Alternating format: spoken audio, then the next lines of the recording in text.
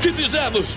Eu não sei, cara. Eu não sei mesmo. Os pilotos de um avião comercial turbo-hélice enfrentam um verdadeiro pesadelo sobrevoando a Papua Nova Guiné. Mayday, Mayday, Mayday. Falha nos 2 motores e faremos um pouso de emergência. Essa tripulação perdeu os 2 motores ao mesmo tempo. E só há um resultado para isso.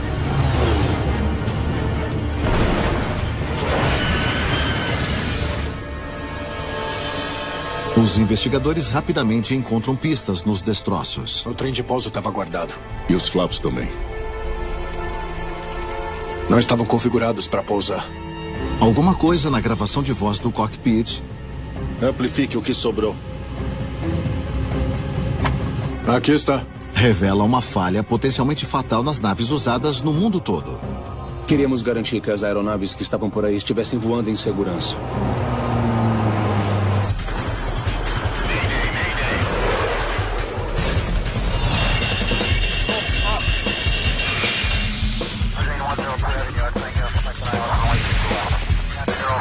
Especial de Mayday, desastres aéreos. Esta é uma história real, se baseia em relatórios oficiais e relatos de testemunhas. Jogo de forças. 13 de outubro de 2011. O voo 1600 da PNG Airlines está a 4.900 metros da Cordilheira de Finisterre, em Papua Nova Guiné. Estamos em cruzeiro. O capitão australiano Bill Spencer é um experiente comandante de voo. Potência de cruzeiro definida. O neozelandês Campbell Wagstaff é o copiloto neste voo de final de tarde. Os 2 trabalhavam na PNG há mais ou menos 1 ano. O capitão era muito experiente, ele tinha por volta de 18.000 horas de tempo de voo. O copiloto também era muito experiente, com quase 3.000 horas de tempo de voo. Um dos comissários de bordo checa o conforto e a segurança dos 29 passageiros a bordo. A maioria são pais indo para a formatura dos filhos na Universidade de Vinewood, em Madang. É, ela aqui. É, concordo.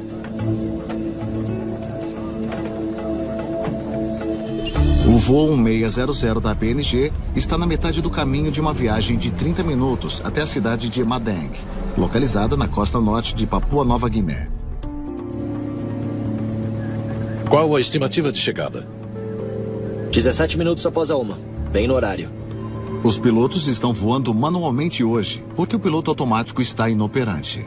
Eles estão pilotando um Bombardier Dash-8 bimotor, completamente adequado para transportar passageiros por esta ilha do Pacífico. A aeronave pode operar em pistas até que curtas, algumas até mais simples, normalmente em comunidades menores, onde os aparatos para pilotar uma aeronave maior não estão disponíveis. 2 motores turbo-hélice da Pratt & Whitney movimentam uma nave que tem quase 23 anos. O Dash-8 é um desses aviões que se torna atemporal. Ele ainda é usado por linhas aéreas no mundo todo. À medida em que as maiores linhas aéreas atualizam suas aeronaves para aviões a jato mais modernos, o Dash-8 encontra utilidade em outras linhas aéreas, porque estão sempre em alta procura. Charlie Bravo se aproximando de Madang, atravessando a região. Ouviu isso? Uhum. A 65 quilômetros de Madang, os pilotos são atualizados sobre o clima à frente. Uma tempestade está se formando perto do seu destino. Então vou desviar um pouco, sim?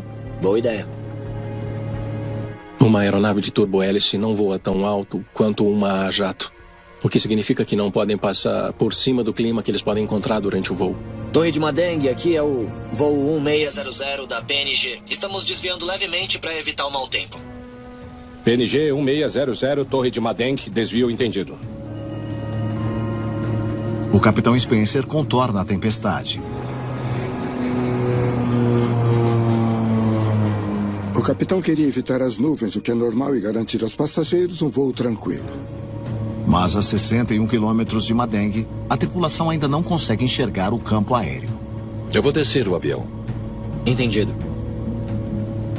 Em aeroportos grandes, normalmente há procedimentos em que podemos voar, que podemos chegar às nuvens e mirar direto na pista. Normalmente em aeroportos mais remotos, esses procedimentos não existem.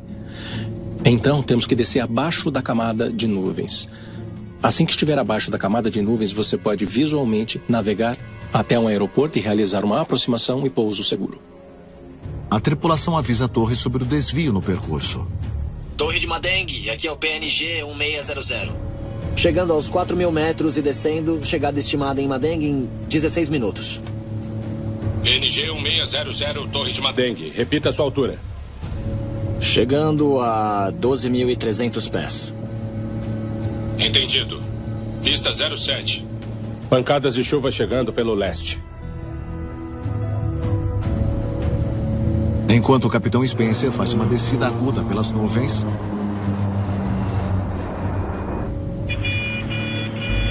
a aeronave acaba pegando muita velocidade. Na questão aerodinâmica, voar em excesso de velocidade por alguns quilômetros não é nada de muito grave. É como se fosse dirigir alguns quilômetros por hora acima do limite do seu carro. É a velocidade do ar. Entendi.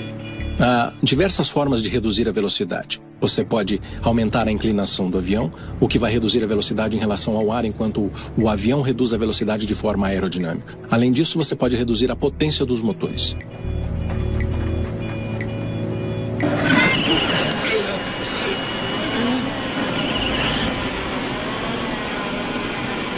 O que fizemos? Eu não sei, cara, eu não sei mesmo. Um som estridente torna quase impossível a comunicação entre os pilotos.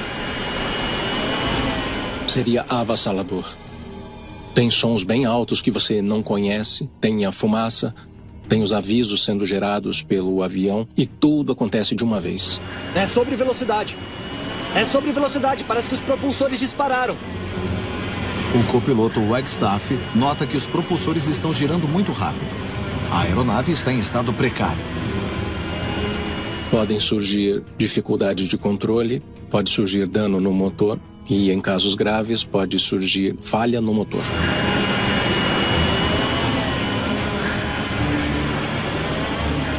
O que fizemos? Tá em sobrevelocidade. O número 2 está desligado. Eu não tô te ouvindo.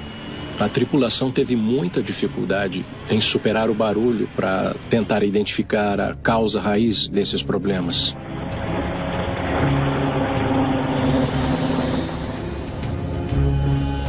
Finalmente, o barulho ensurdecedor passa.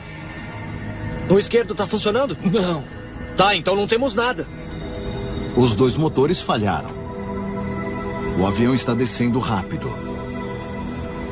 Essa tripulação se viu diante do cenário em que perderam o motor principal e o sistema de reserva em ambos os motores ao mesmo tempo. Isso colocou a tripulação em uma situação muito difícil, onde só há um resultado para isso: um pouso forçado. Um pouso forçado significa que os pilotos não têm opção além de pousar imediatamente. A 26 quilômetros do aeroporto de Madeng, o capitão Spencer manobra o avião em direção à costa. Ele precisa encontrar um lugar seguro para pousar o avião. Avise a torre. Torre de Madeng, Mayday, Mayday, Mayday. Voo 1600 da PNG Airlines. Falha nos 2 motores e faremos um pouso de emergência. Confirmem se conseguem chegar até o campo. O melhor cenário em um pouso forçado seria planar até o aeroporto. Não sendo possível, a próxima melhor opção seria pousar perto de uma vila ou cidade. Isso pode aumentar as chances de que o serviço de combate a incêndio e resgate do aeroporto possa atender tanto a aeronave quanto os passageiros e tripulação. Mas nenhuma dessas opções existem. Avise que vamos pousar na água. Negativo, negativo, negativo. Nós vamos pousar na água. Esse tipo de pouso forçado é realizado em águas abertas. É a última alternativa dos pilotos, caso tenham a chance. O voo 1600 está perdendo altitude rapidamente e o tempo está acabando. Veja, ali, um rio. Do alto, o leito de um rio pode parecer uma área segura para pousar um avião em uma situação de pouso forçado.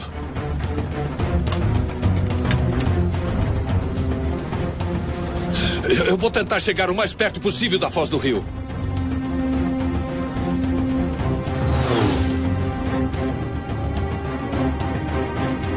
Aqui é o voo 1600 da PNG. Nós vamos pousar num rio. Confirmem localização. Os controladores precisam da localização para poder enviar ajuda. Eu não sei o nome do rio. As vidas de 32 pessoas a bordo estão em risco. Os pilotos ficam focados até o último momento. O piloto não para de lutar para salvar a sua aeronave. Quer que eu feche os 2 motores? Isso! Pode fechar tudo!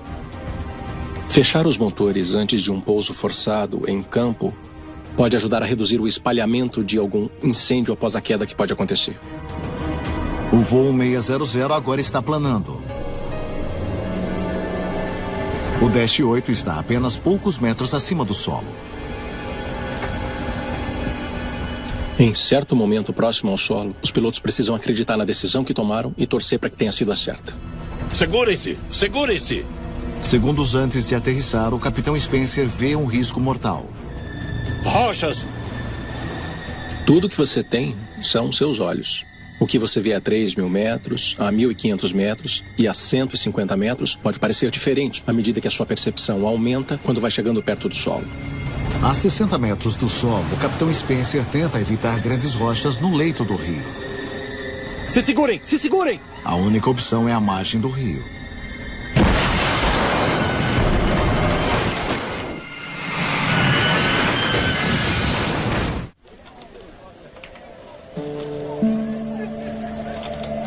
O voo 1600 da PNG Airlines caiu na floresta, próximo à foz do rio Guabe. 28 pessoas morreram. Somente um passageiro e os 3 membros da tripulação sobreviveram. Era um leito de rio seco, então a aeronave acabou quebrando em muitos pedaços e também houve um incêndio pós-impacto que destruiu muitas das provas. A Comissão de Investigação de Acidentes da Papua Nova Guiné envia uma equipe às pressas ao local e solicita a ajuda de outros países. Eu estava decidido a entender o território e ver como era o local do acidente e também destacar investigadores. O voo 600 agora está planando. O Dash 8 está a apenas poucos metros acima do solo. Em certo momento próximo ao solo, os pilotos precisam acreditar na decisão que tomaram e torcer para que tenha sido a certa. Segurem-se! Segurem-se! Segundos antes de aterrissar, o capitão Spencer vê um risco mortal. Rochas! Tudo que você tem são seus olhos.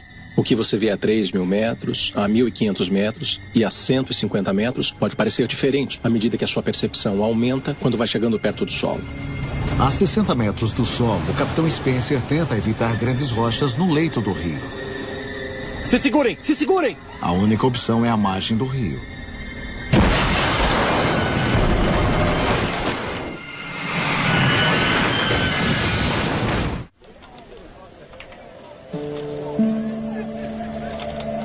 O voo 600 da PNG Airlines caiu na floresta, próximo à foz do rio Guabe. 28 pessoas morreram.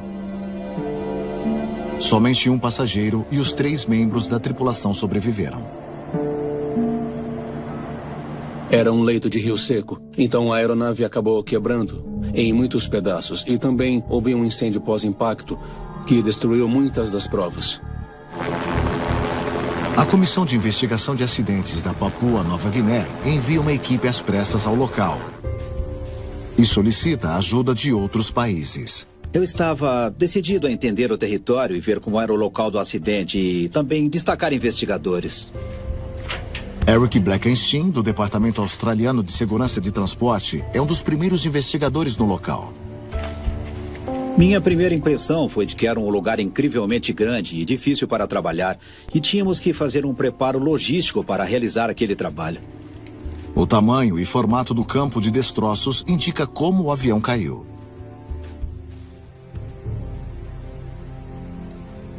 300 metros de comprimento.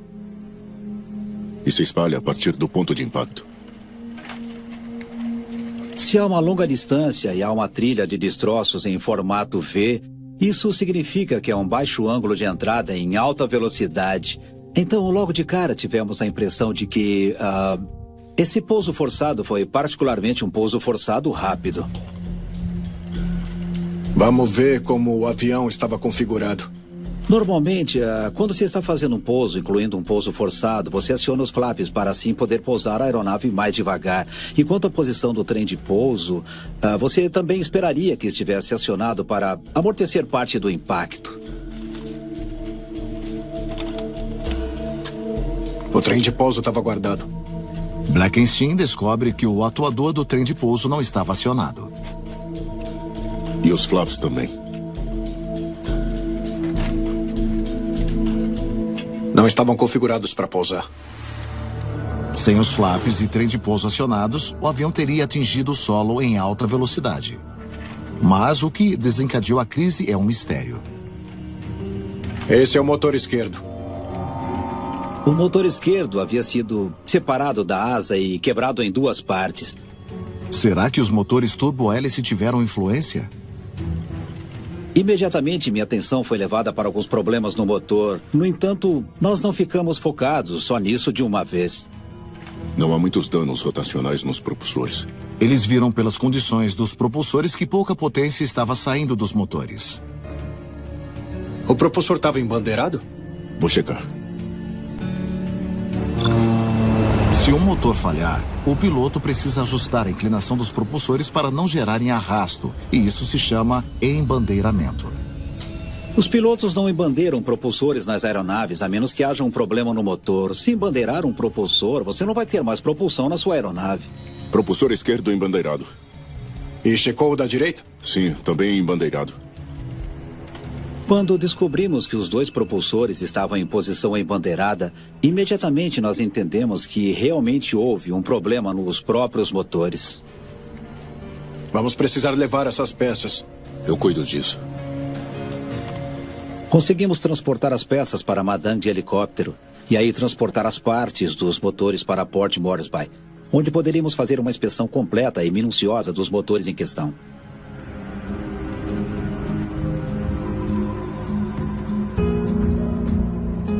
Estou com os dados. David McNair, do Departamento Canadense de Segurança de Transportes, se junta à investigação.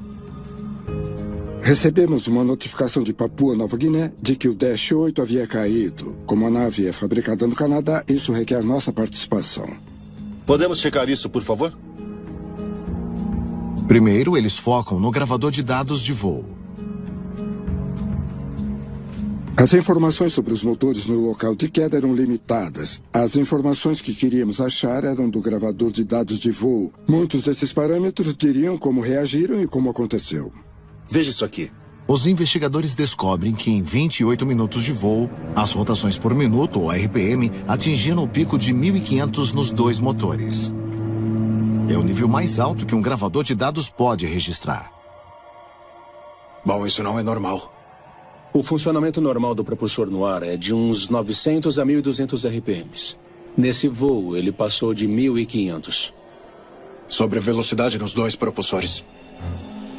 Os investigadores descobrem provas de uma condição de motor assustadora chamada sobrevelocidade nos dois propulsores. Propulsores em sobrevelocidade podem desestabilizar as turbinas e causar danos catastróficos se os pilotos não identificarem o problema logo. Você quer o motor guiando o propulsor. Você nunca quer o propulsor guiando o motor. E é nessa condição que temos a sobrevelocidade. Os dois motores passaram pela condição de sobrevelocidade do propulsor, que é extremamente rara. Será que a sobrevelocidade nos dois propulsores causaram a queda do voo 1600? Se a sobrevelocidade do motor estiver muito alta e potente, as peças vão quebrar e você perde o controle do motor. Precisamos dar uma olhada dentro desses motores. Uau! Veja só isso aqui. Os danos nas lâminas do motor esquerdo do voo 1600 da PNG forneceram provas inconfundíveis. Isso descascou. Verdade. Esse descascamento acontece quando a velocidade do propulsor é tão alta que ela faz com que todas as lâminas das turbinas se soltem. Fica parecendo que as lâminas foram fisicamente mastigadas da turbina de potência e fica com uma aparência de descascadas. Isso dá um design que aproximadamente em 140 a 150% de sobrevelocidade faz com que partam. Isso é uma medida de proteção que evita que as lâminas das turbinas girem rápidas o bastante para rasgar o motor. Dá uma olhada no direito. Parece que tá perfeitamente bem. Diferente do motor esquerdo, a turbina direita não apresenta nenhum sinal evidente de dano por sobrevelocidade. O motor esquerdo perdeu suas lâminas da turbina, já o direito não. Algo completamente diferente aconteceu com o motor direito. O motor direito estava embandeirado, mas observando a turbina com um olhar mecânico, ele parecia estar sem danos. Supomos que ambos os motores foram danificados durante a sobrevelocidade, mas claramente o motor direito não sofreu tantos danos quanto o esquerdo, e isso com certeza gerou dúvidas para seguir com a investigação. Eu não consigo entender. Além disso, os equipamentos de proteção não seriam acionados? Faz sentido. Há 3 sistemas de proteção elaborados para evitar que cada motor atinja a sobrevelocidade. Uma unidade de controle do propulsor, uma unidade de controle de sobrevelocidade e um sistema de backup. Para os 2 propulsores atingirem a sobrevelocidade tão rápido, eles teriam que passar por esses 3 sistemas. Será que os sistemas de proteção ao motor falharam? Como na maioria das investigações, você começa a pensar nas razões que tornaram isso possível. Será que havia um sistema que poderia evitar que isso acontecesse? A resposta é sim. Havia um sistema, um plano.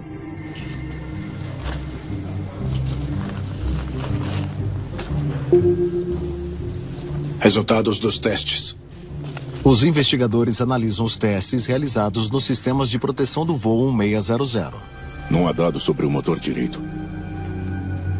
As inspeções realizadas nos sistemas de proteção do motor direito são inconclusivas devido ao incêndio pós-queda. Os investigadores enviam os resultados para o fabricante para mais informações. Talvez eles saibam o que pode ter acontecido. E o motor esquerdo? O motor esquerdo não foi completamente queimado e a inspeção fornece uma resposta vital. Todas as 3 proteções estavam funcionando. Se os sistemas de proteção do motor esquerdo estavam funcionando, por que eles não evitaram a sobrevelocidade e o descascamento posterior? Ultrapassar 3 sistemas de proteção ao mesmo tempo seria uma improbabilidade estatística. Então, sabíamos que havia algo a mais envolvido na sobrevelocidade desses propulsores. Vamos ver o que os pilotos têm a dizer sobre o que aconteceu. A equipe revisa transcrições de entrevistas com os 2 pilotos. Você acaba criando uma lista de perguntas que você quer respostas. O que estava passando na cabeça deles naquele momento? Estavam cientes da sobrevelocidade dos propulsores? E quais foram suas ações na hora? O capitão disse que havia muitas nuvens ao se aproximar. O que mais? Eu vou descer o avião. Entendido.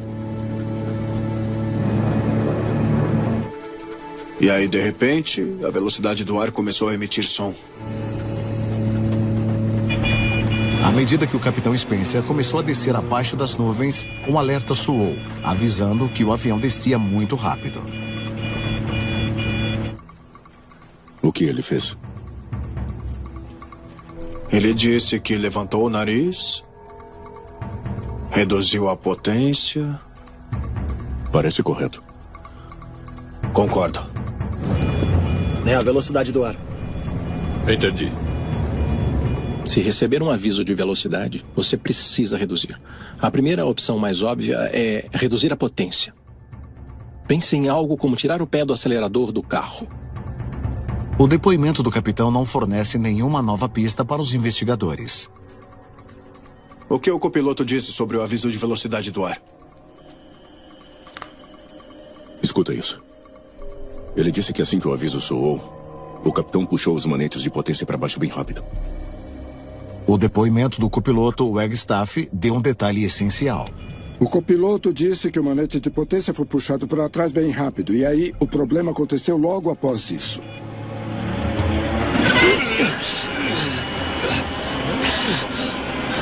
O que fizemos? Seu instinto de reduzir a potência foi correto.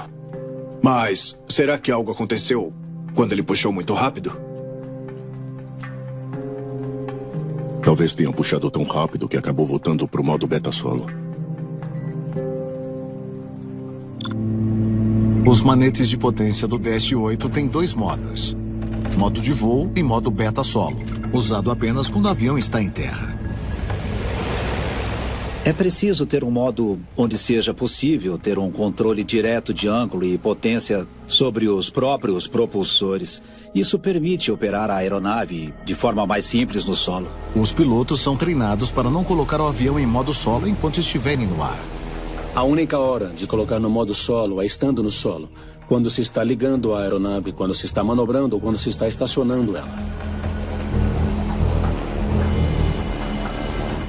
Se colocar o avião em modo solo no meio do voo, desabilitaria as proteções de sobrevelocidade? Vamos checar o manual de voo.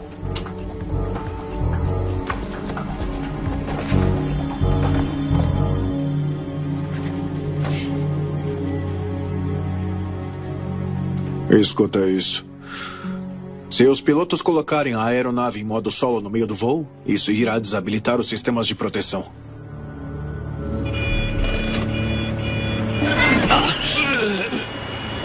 Se o piloto puxou os manetes de potência para trás, muito rápido, estavam na terra de ninguém. Estavam à beira do desastre porque não era possível controlar o propulsor. Então este é um caso de falha do piloto? Talvez. Mas talvez não.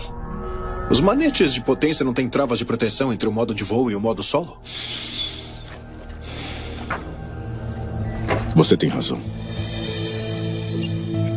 Uma parada mecânica ou trava evita que os pilotos coloquem os manetes de potência em modo solo por engano. Acionadores no manete de potência levantam as travas, permitindo mudar para o modo solo. É preciso colocar as mãos na frente dos manetes de potência para tocar nessas duas pequenas linguetas. E então você as aperta para cima e aí pode puxar o manete para trás. Mas, com certeza, não é algo que você ia querer fazer no ar. Os investigadores precisam descobrir se a trava mecânica estava funcionando adequadamente durante o voo 600. Parece que algumas peças sobreviveram à queda.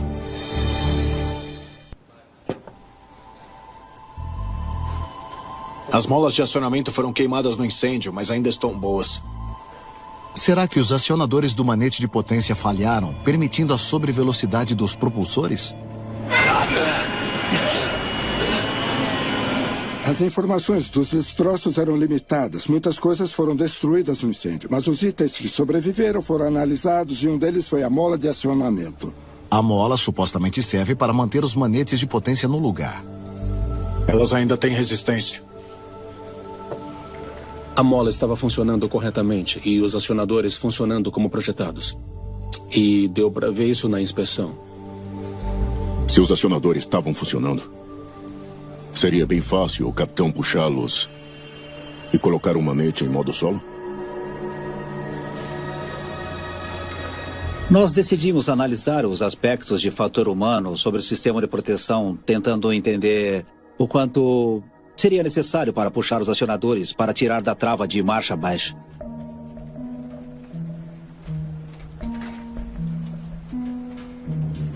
Bom, eu fiz um teste nos manetes. Primeiro, testei eles para ver se a trava funcionava bem. Não toquei nos acionadores. O manete parou completamente. A trava funcionou como projetada. Correto. Então, eu fiz de novo, mas agora rápido. Blackstein simulou a reação física do capitão ao aviso de velocidade do ar.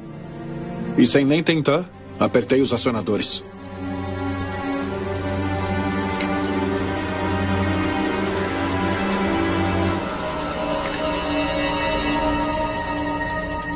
Não era para ser assim. A equipe descobre quão facilmente os pilotos podem ter colocado a nave em modo solo por engano.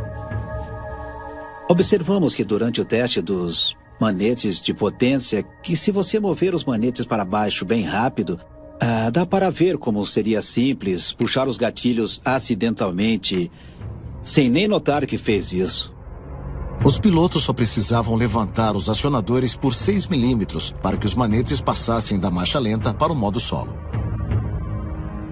Acho que ninguém que pilotava essa aeronave na época sabia que pressionar um acionador por 6 milímetros poderia fazer com que os dois motores entrassem em sobrevelocidade dos propulsores. Mas será que o Capitão Spencer fez mesmo o que os investigadores suspeitam? Estamos a 4 minutos antes da queda. Vamos começar. Os investigadores escutam o gravador de voz do cockpit para confirmar a teoria de que o capitão puxou os manetes de potência em modo solo. Eu vou descer o avião. Entendido. Eles escutam o capitão realizar uma descida antecipada para evitar o mau tempo.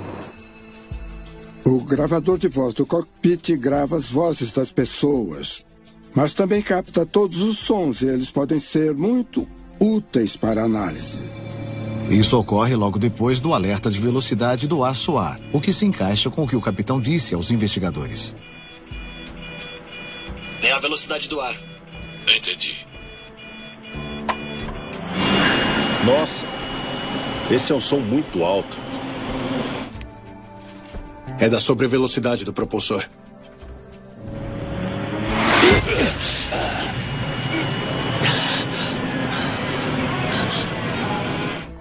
É muito alto, porque as pontas dos propulsores estão rompendo a velocidade do som e você tem esses estrondos sônicos altos e constantes com muita vibração, muito barulho. Volte 5 segundos. Acho que eu vi algo antes da sobrevelocidade do propulsor.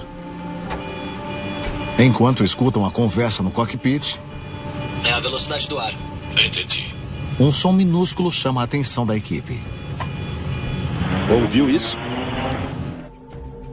Ouvi alguma coisa, mas é difícil saber o que é. Consegue deletar o som dos propulsores? Os investigadores filtram as camadas de som no cockpit. Tenta deletar o som do alarme também.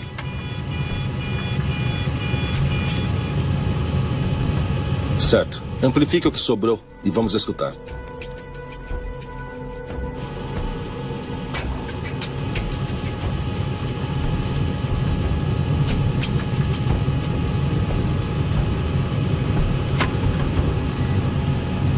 Aqui está.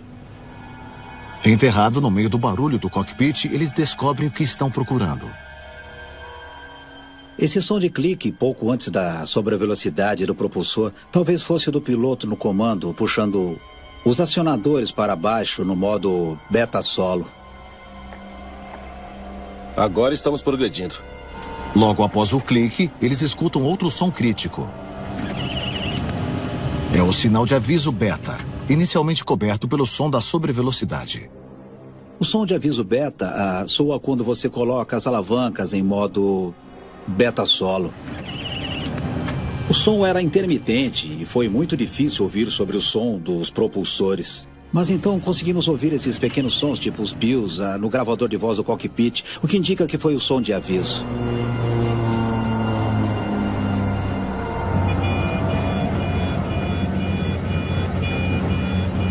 É a velocidade do ar. Entendi. É a prova definitiva que confirma a suspeita dos investigadores.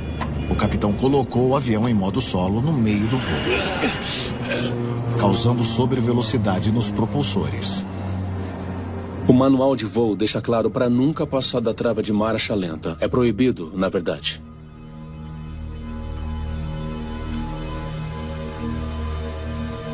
Mas se é tão fácil de fazer, por que nunca aconteceu antes? É uma boa pergunta. Será que a queda do voo 1600 foi causada por um erro improvável do piloto? Ou será que houve uma falha no Dash 8 que permitiu isso? Nós tínhamos que descobrir se era um problema com a frota. Queríamos garantir que as aeronaves que estavam por aí estivessem voando em segurança.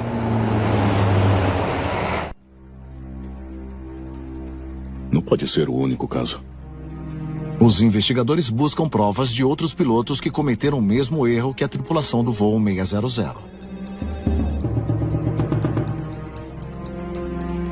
Sim.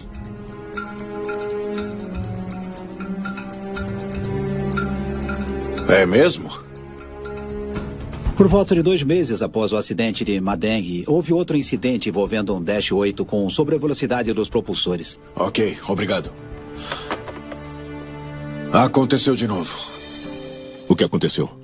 Um incidente igual ao do voo 1600 há poucos dias. A equipe descobre sobre outra tripulação da Austrália que colocou um Dash 8 em modo solo durante um voo. Naquele caso específico, o copiloto estava com a mão no manete de potência e eles sentiram uma corrente ascendente seguida de uma descendente. E acidentalmente pegou o manete de potência e então os puxou para baixo da trava de marcha lenta. Os pilotos deram um jeito. Colocaram na marcha lenta em seguida. Todos estão bem. Esses não são os únicos incidentes. Tem mais. O incidente mais recente é apenas uma ponta do iceberg. Os investigadores descobriram mais 6 casos onde pilotos do Dash 8 operaram erroneamente os controles dos motores Pratt e Whitney, colocando os manetes de potência em modo solo no meio do voo. Ficou muito claro para nós que o acionamento acidental dos manetes de potência para o modo beta solo pode ocorrer e vai ocorrer no futuro. O Conselho de Transporte está de olho nisso há anos. Eles queriam travas nos manetes de potência para evitar a troca para o modo solo durante o voo. E a Administração Federal de Aviação?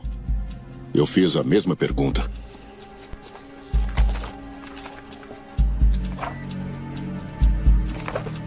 Ela seguiu o exemplo. Foi obrigatório. Foi elaborado um sistema de trava para o Dash 8 para isso não acontecer de novo. Consertaram o problema.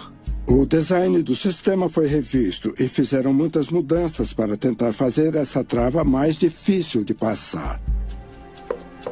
Eles sabiam disso há 10 anos. Por que o voo 1600 não tinha esse sistema? Veja só isso.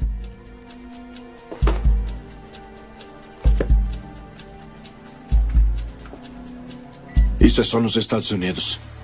Exatamente. Os Dash 8 dos Estados Unidos tiveram que incorporar um sistema que evitasse a sobrevelocidade dos propulsores ao entrar em modo beta solo. Mas o resto do mundo não incorporou esse sistema. Se fosse obrigatório em todos, teria salvado vidas. Os investigadores concluem que os manetes de potência de centenas de Dash 8 por todo o mundo têm uma falha perigosa. Mas há uma questão remanescente para solucionar. Já temos os resultados do fabricante sobre o que houve com o motor direito? Mesmo com os 2 motores tendo passado pelas mesmas forças de sobrevelocidade, por que o motor direito não ficou tão destruído quanto o motor esquerdo?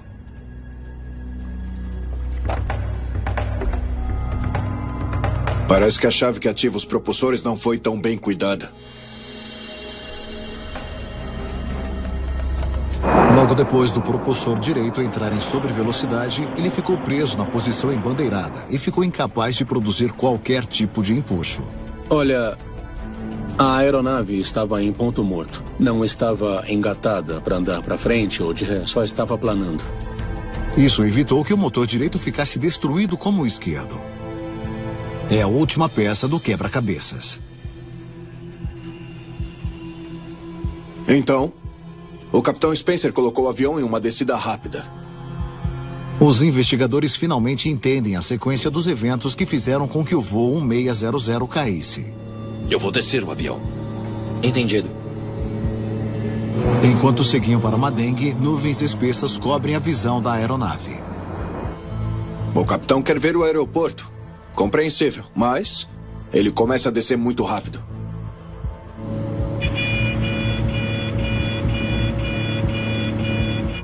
E bem aqui, aos 3.200 metros, os alertas de velocidade do ar disparam. É a velocidade do ar. Entendi. Ele puxa os manetes de potência para trás, acidentalmente colocando o avião em modo solo.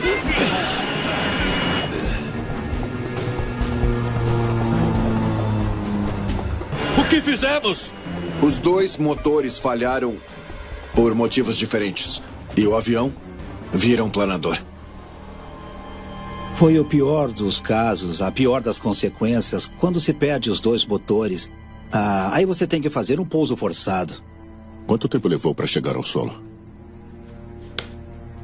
Os propulsores entraram em sobrevelocidade aqui, então 4 minutos e 18 segundos.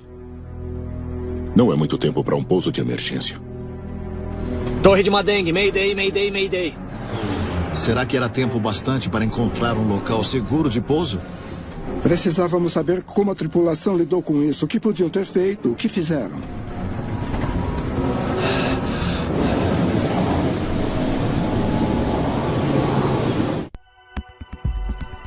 Os investigadores examinam como os pilotos do voo 600 da PNG Airlines reagiram após a falha dos 2 motores.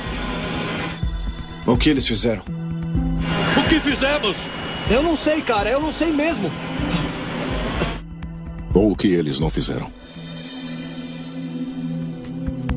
Eles pegaram as transcrições da conversa no cockpit para ver se os pilotos checaram a lista do manual de referência nos últimos minutos do voo.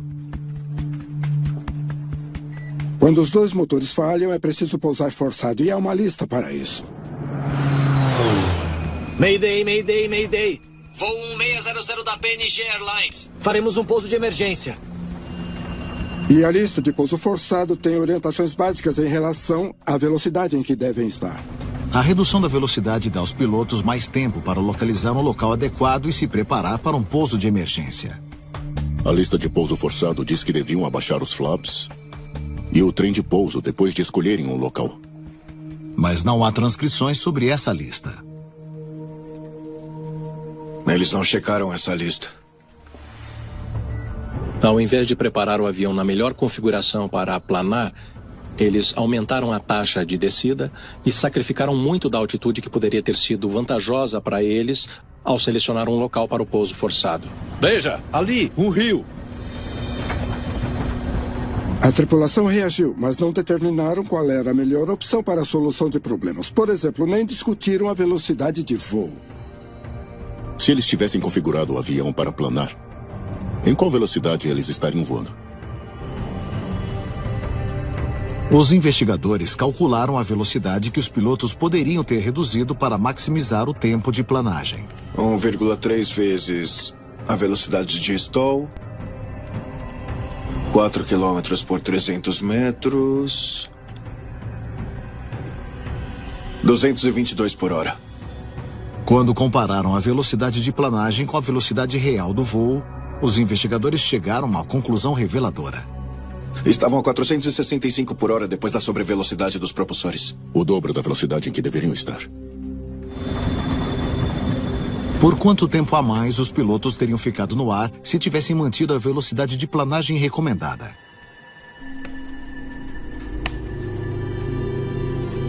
Eles poderiam ter ganhado mais 6 minutos de tempo de planagem. Esse tempo adicional poderia ser muito útil por diversos motivos. Isso teria conservado a energia do avião e permitido que voasse por mais tempo. Isso também daria mais tempo para executar os exercícios e checagens adequadas que os teria ajudado a ter um resultado menos catastrófico durante o pouso forçado. Eu vou tentar chegar o mais perto possível da foz do rio. Ao invés de reduzir a velocidade e considerar todas as opções, o capitão tentou chegar ao solo o mais rápido possível. Após a sobrevelocidade, a taxa de descida do avião aumentou de 450 metros por minuto para 1.800 metros por minuto. É uma taxa de descida chocante. A última coisa que você ia querer fazer, depois de perder os 2 motores, seria abrir mão de toda a sua altitude. Com menos tempo para planejar o pouso forçado, os pilotos escolheram um local de pouso difícil. Os aviões são projetados para resistir à carga estrutural da aterrissagem em uma superfície firme, usando os sistemas que temos a bordo, como trem de pouso e flaps. Os sistemas não foram projetados para que uma aeronave convencional pouse na água. Rochas! No final, as rochas frustraram qualquer chance de pouso na água. Forçado na margem do rio, o voo 600 da PNG não havia sido ajustado adequadamente para pousar no solo.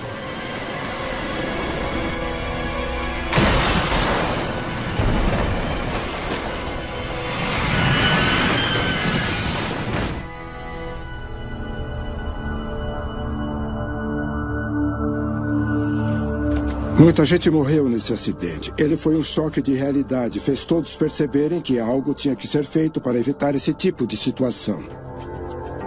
Bom trabalho. A investigação da queda do voo 600 da PNG Airlines é concluída com uma recomendação clara. Não podemos apenas dizer foi falha do piloto e encerrar. É preciso pensar em por que a falha foi possível, por que a falha não foi eliminada. Nesse caso, devido ao design da aeronave. Uma mudança que há tempos foi realizada nos Estados Unidos não era obrigatória no resto do mundo. Tínhamos provas o bastante para mudar isso à força. Usamos o poder da caneta, os fatos e as provas que tínhamos para identificar questões de segurança. E apresentamos tudo aos fabricantes e à Transport Canada, e eles realizaram as mudanças. Um sistema para o modo beta solo agora é obrigatório em todas as aeronaves Dash 8 no mundo inteiro. Sempre foi um bom avião, mas tivemos que fazer o sistema para que ações intencionais ou não intencionais possam ser mais seguras. Você não consegue mais puxar o manete daquele jeito mesmo se quiser. Nesse caso específico, nós conseguimos entender de fato o que realmente aconteceu e fazer as melhorias de segurança necessárias. E como investigador, é tudo que podemos querer. É por isso que fazemos esse trabalho. Nós só queremos melhorar o sistema para que o resultado seja salvar vidas no futuro.